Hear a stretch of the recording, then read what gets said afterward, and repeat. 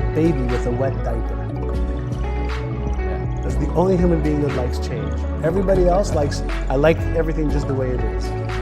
And so, and as we get older, it becomes harder and harder to change because the patterns in the brain are so strong.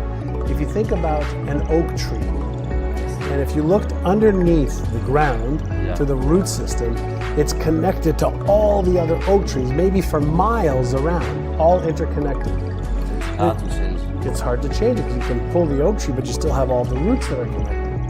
And if you had a little baby tree that's maybe been there for 1 year, it's much easier to go in and pull the tree out and take the root system out. And so as we get older, we become more and more conditioned to be more and more the same. So it's not that change isn't possible. It's most people aren't willing to commit to switching from what's comfortable to what's not long enough for the new to be comfortable. So we have to commit ourselves to go to the next level. Yeah. And to be prepared to be a little uncomfortable. And if you're going to be uncomfortable, your reward has to be big. Yeah, I think so. So if you're going to be making a change, ask yourself, why is what I want to achieve so important to me? Why am I willing to use my new willpower and persistence? And why am I willing to go through the discomfort of change? Why am I willing to listen to the negative talk that I have or the emotion that I have and still do it anyway? And if you don't have a big enough reason, the first time you have a chance for an excuse, you'll take it.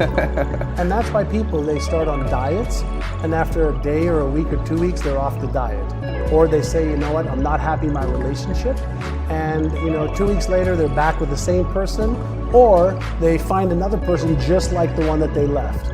Or people are afraid to leave their jobs because they don't like the discomfort of change.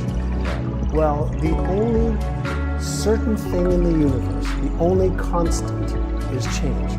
Yeah, every time change. Everything, that's the only constant in the universe. It's an oxymoron. It's like, how can change be the only constant, the only stable thing?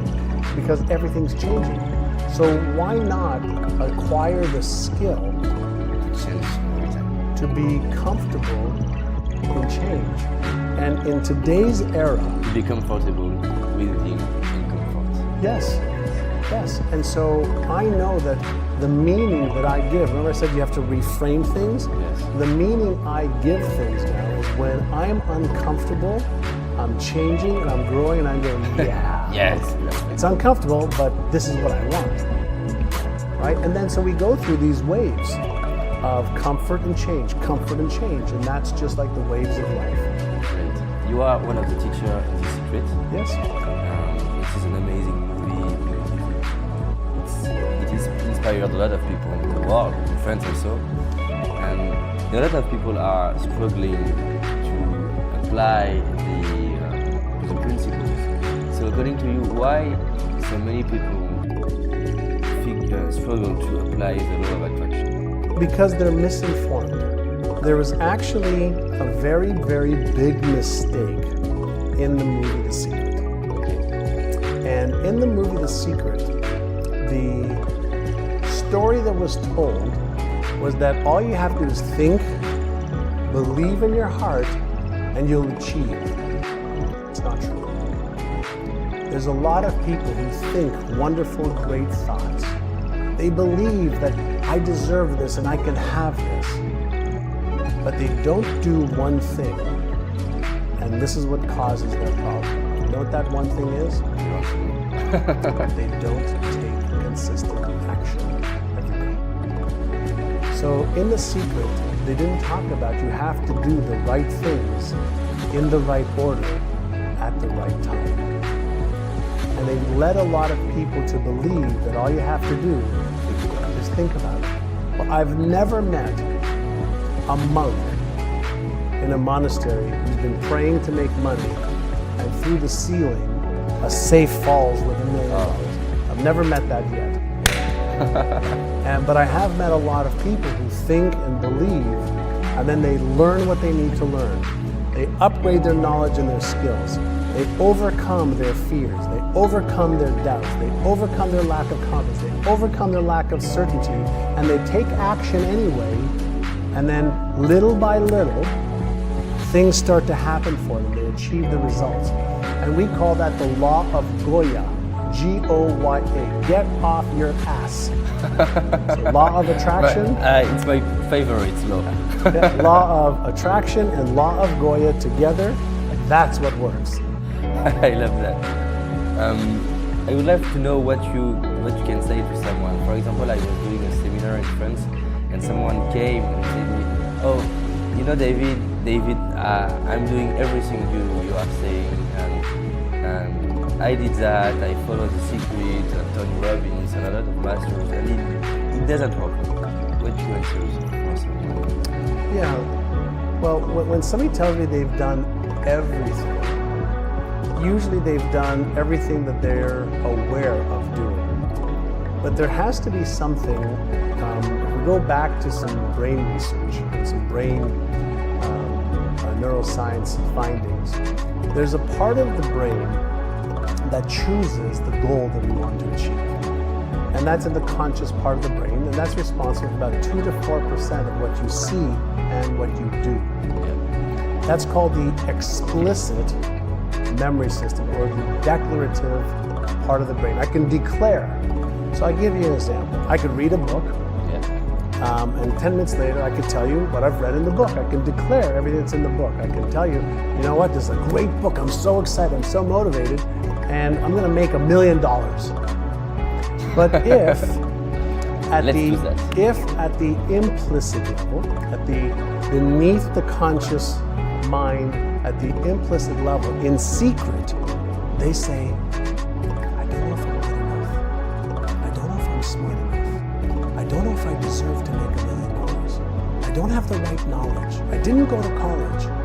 I'm male, I'm female, I'm too young, I'm too old. If there's a disconnect between the implicit, the part of our brains that's the real you and me, the hidden part of our self-image, if there is a contradiction between my goal and even what I've learned and what I secretly believe to be true about myself, if there isn't the coherence between the two, the hidden self-image will always win. So one of the most important things is to create what I call is neural coherence, or coherence in the brain. And the best way to think about coherence in the brain is, imagine if you go to listen to a band, rock and roll band, jazz band, classical band, whatever. And every player, or every musician is playing the music, but not in harmony. You're never going to have a beautiful symphony.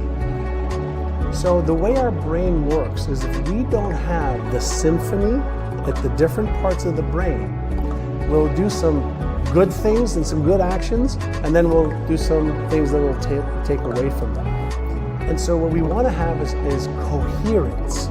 Get the brain, the implicit and the explicit part of the brain, coherence, playing together in harmony, then moves the body into action consistently. Now we have flow. Now we have a way for us to take our ideas and take action consistently to achieve results. So I'll give you an example. A lot of people ask me about money all the time. It's one of the things we teach people how to do, is grow their businesses and how to make more money. And they say, well, I want to make more money. I said, well, in order to make more money, first you have to believe that you can, right? Then you have to believe you deserve it. Then you have to make sure that you have something that you can earn money with. So it's either going to be your ideas. You can sell your ideas. You can sell, like a trainer. You can sell your time. You can sell your products. You can sell your services, which means that you have to have some skill. Or you have to have somebody else who can do it for you. You have to see your skill, right? Well, you have to either see your skill or determine what skills are needed. Okay. And if you don't have it, get somebody else who has it to help you. And so when somebody tells me I want to make more money, I say to them, let's say we have a pen. I don't have a pen here, but if we had a pen and we wanted to make money, we could go and find somebody who wants to buy this pen right now. And how much is somebody willing to pay for the pen? Well, if the pen is worth $1, maybe you can get $1 for it. But what about finding somebody who needs it because they have to sign a contract that's due in 10 minutes? That person might pay $100 for that pen. Yeah. So our job is to take, our skills, our knowledge, our products, our services, our abilities, and to be able to present it to people who need it and want it in exchange for money. And so anybody in 1 or 2 hours, if they're serious, could go make some extra money. At nighttime, on the weekends, in the morning, during the day, it makes no difference. Because money is a byproduct of exchange. I add value to somebody. Adding value to somebody, and you can add value in a variety of different ways. And why is it that some, people make $10 or euros an hour? Some people make 20, some people make 20,000. Because they're adding value with their products or services, knowledge or expertise. And so anything that we want to achieve starts here first. Then we can get our bodies to move into action. To create. So, and in this process, we are kind of an entrepreneur. Do you think everybody can become an entrepreneur? Do you think it's possible for everyone? Almost everyone. There's a misconception that business is easy. And I have a lot of clients of mine, for example, that are doctors and lawyers and professionals that have an expertise in a certain area. But nobody's ever taught them about finance, about legal, if they're not a lawyer, about marketing, about sales, about technology, about operations, about management. And being an entrepreneur is like solving a Rubik's Cube. Yes, I see that. Right? So you can have the 2x2 with 2 colors, it's easy. If you want a little bit bigger business, that's 3x3. There's more combinations and more things that need to be considered. 4x4 now has billions of different moves. Just 4x4 is billions of different possibilities. Wow. When you get to the 8x8 or 16x16 Rubik's Cube, there's quintillions of possible moves that you can make. So building a business is all about recognizing patterns and knowing which move to make at the right time. And there's 4 options that you have. 1 is do it yourself and try and figure it out. 2 is get help. 3, get it done for you. Or 4, don't do it. Right? So everybody can be an entrepreneur, but I don't want anybody to go and be an entrepreneur who's got a lot of passion, for a product or a service or something that they love, without realizing that there are many hats that you have to wear. Right? There's the person who has to know all the little details. There's the person who has to have the vision. There's the person who has to manage. There's the person who has to create the strategies, the tactics of what to do. Then there's the person who has to drive those forward. Those are 6 different things that have to be done, just different hats in a business that most entrepreneurs aren't aware of. And so they start and they're busy and they're working really hard and they go, God, this is hard. Yeah. And it is hard. And they think that they have to do it all themselves. And that's not the truth. Yeah, you have to learn to delegate, right? Well, you can delegate, you can partner with people, you can barter with people. There's a variety of different ways to do it, but first you have to know what you don't know. Well, it's not easy if you're the one trying to figure it out. But if you talk to somebody or hire somebody who's an expert, they'll tell you in seconds. And so, when you came over here, and you're setting up all your cameras and your lights and all that stuff, you did that in 15 minutes. If I was to do that, it would take me 15 days. Because you're playing at this. Yeah. You've done 150 interviews now, right? Yes. And so you already know, you've learned 150, times, and the setup and takedown and mistakes and what to do right, what to do wrong, what you need to have backups for, what to do for editing, for lighting, for daytime, for nighttime, for clouds, if the voice works, if the sound. There's hundreds of things you have to learn just for this. Yeah. Oh, and you have to be an excellent interviewer too, right? Yes. Yeah, so there's so many things that you didn't know when you first started this that now you know. So imagine if I wanted to do what you do, I could say, well, you know what, I'm going to do this. I'm going to go and figure out which cameras to buy and which lighting to buy and how many batteries do I need, and how many wires do I need, and how many plugs do I need for the walls, and how many backup systems do I need. I could try to figure all that out. Or I could say to you, can you do me a favor? Can you give me a list of what to do, what not to do, what to buy, what not to buy, how much it should be, where I should buy it? You could say, yeah, I could do that in 1 or 2 hours. Yeah. I could save months, if not a year, of my time and money. Right. And so I much prefer to find the specialized knowledge and pay for that and just apply it. Then I could add my own creativity to go to the next level. I love that. Imagination, yeah, we all have imagination, which is more powerful than knowledge, Einstein said. So, what is your message for young people to achieve what they want to achieve in their life? You can talk to me because I'm young, or you can talk directly to the cameras, or you can imagine that you talk to one of your children. Sure. Maybe I can share a story with you and with everybody. When I was 19 years old, okay, when I had a mentor, a man who was in his 50s, very, very successful, he agreed to mentor me and to teach me what he knew. And so he sent me home with some paper. And on the paper it said, what do you want to achieve in your health? What do you want to achieve in your relationships? What do you want to achieve financially? What do you want to achieve charity? What do you want to achieve as far as experiences? When do you want to retire by? How much money do you want to make? He asked me about 10 pages of questions. And at 19, I had no idea.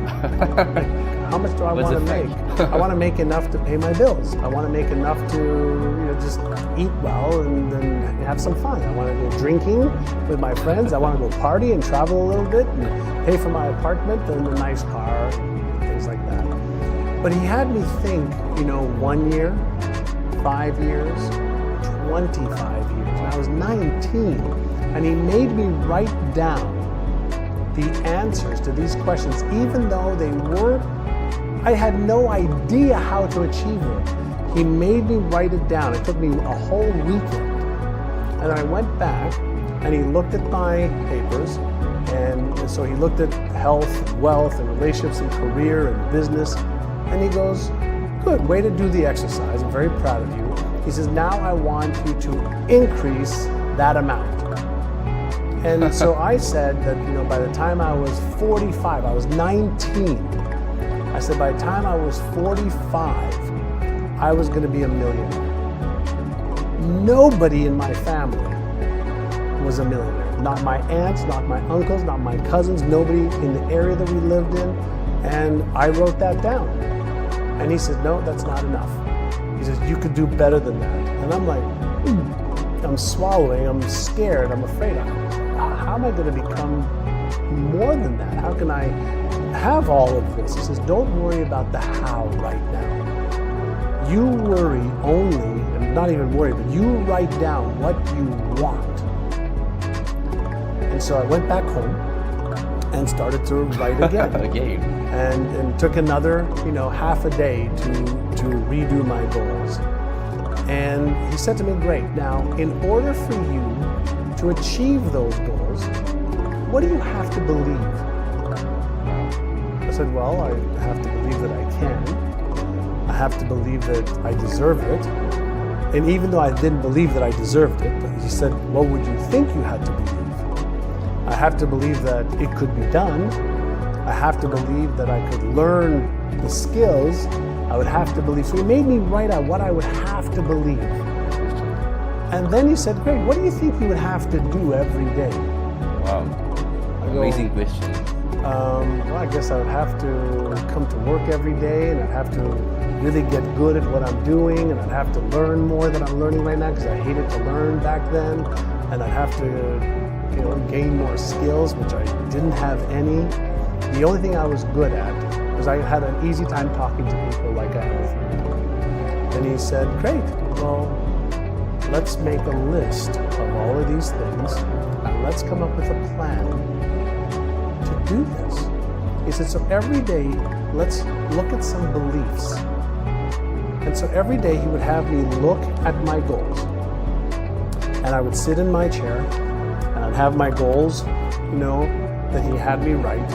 And I would take my fingers, which he told me to touch my goals, so that I would send a message to my brain as I was reading it and seeing it to reinforce the goals that I wrote. Then I would read the beliefs that I needed to have. I have all the intelligence I need to achieve these goals. I can now acquire all the skills to achieve these goals. And I read about 20 or 30 different beliefs every day. And for the first month or 2 months, while I was reading all of this, in my head, this one word kept coming up. You know what the word was? Bullshit. Because as I would read it, my brain would say, bullshit, that's not true. And he told me that my brain would try to talk to me and tell me it's not true. And he said if you keep doing it over and over and over again, your brain's going to get tired of telling you it's not true. And especially if after you do this, you take some actions to upgrade your knowledge, upgrade your skills, you'll develop more confidence and more certainty. So he taught me how to use the telephone to make telephone calls to people to see if they were interested in buying a real estate property or selling their home. I was in real estate at 19. And for the first month it was hard, second month it was hard, the third month it was hard, but as I got better and more comfortable at being on the telephone, talking to people that I didn't know, that I thought didn't want to hear from me or talk to me, I found one person, then 2 people, then 3 people, then 5 people who said yes. Because as I became more comfortable, as I became more skilled, as I gained more knowledge, people received me differently. And in my first year, I made $30,000. I was 19, which was $5,000 more than my father made as a taxi driver. Then he started to upgrade my skills a little bit more. And he started to teach me some very specific things to do in real estate. And in my second year at 20, I made $151,000. Wow. 5 times more income, because every day for 1 hour a day, I practiced my beliefs. I practiced seeing my vision. I rehearsed it. I got on the phone. I upgraded my knowledge. I upgraded my skills. I love your story. Thank you. And so he kept directing me a little bit at a time to become more tomorrow than I am today. And he said to me something that changed my life. He says, if you invest 1 hour a day on your personal growth and changing who you believe you are, that is the equivalent of 9 40-hour weeks of effort. 1 hour a day for a year is 9 40-hour weeks. If you and I said today, we're going to learn breakdancing, we're going to learn knitting, and we're going to spend 9 weeks, 40 hours a week, we would get good at painting, we would get good at knitting, we would get good at darts, we would get good at playing a musical instrument if we were committed to 1 hour a day. So I've practiced 1 hour a day for 32 years. And that 1 hour a day has changed my life. And so I'm afraid not to do it now. So people ask me, like, when do you stop? Never. When they bury me is when I'll stop. I have such a habit of working on me, learning more, becoming more loving, more caring, more kind, more generous, more giving, more. Where do you stop? And it's not a matter of acquiring more. I'm not going to eat any differently for the rest of my life than I eat now. You know, I'm not going to eat bigger, meals. I'm not going to do things too much differently than I am now. So now it's a matter of expression and expanding more to do more good in the world. So in order for me to do more good in the world, I have to expand even my own mindset. I've got to get away from the fears that I have of maybe not being good enough or not being smart enough. I still get those feelings. But because of my daily rituals and my daily practices, I get back to my spiritual center, my spiritual core, and a little bit more confident and a little bit more certain every day towards the goals that I want to achieve. And I bridge that gap. And then when I reach those goals, I keep doing it. Wow. Thank you for this story. You're welcome. I believe it will be inspirational for I hope so. And I'm very glad that this video is for you, so we can change the world. We can change the world, yeah. You know, there's the beautiful thing about the time that we're living in now is we can share knowledge and experiences, and anybody with a phone, an iPad, or a smartphone, or Android, or a computer, anywhere in the world, in the Kalahari Desert, in Antarctica, can get access and get inspired. It's the best ideas in the world. Yeah, to get the best ideas in the world, but to see that we're no different, none of us are different. The illusion is that we're different because we're comparing who we are compared to the person that we're listening to or learning from, and we're seeing the gap. And the gap is what causes us to be uncomfortable. But if we remember, we're all spiritual, we're all made for the exact same thing. You know, if you think about the human body, it's made of hydrogen, oxygen, nitrogen, carbon, helium, there's elements. But we came from the furnaces of stars. You can't have carbon, in the human body that didn't come from the inside of a star. Helium and hydrogen is what the Big Bang was initially made up of. And then as all the gases coalesced and created stars and then galaxies, we became, our flesh and blood and everything that we became, the organism, has come from the universal intelligence. That's why we're all connected. And that's why we all have the same abilities, different skills, different knowledge, but the same abilities to become all of the ideas, goals, and dreams that we have. And so we just have to say, that is what I want to trade my life for. And even though I don't know how, even though I may not feel totally comfortable or confident, or I'm lacking certainty, let's get on the path. And then we can change the world together. Great. I love that. Thank you very much. You're welcome. It was awesome. My joy.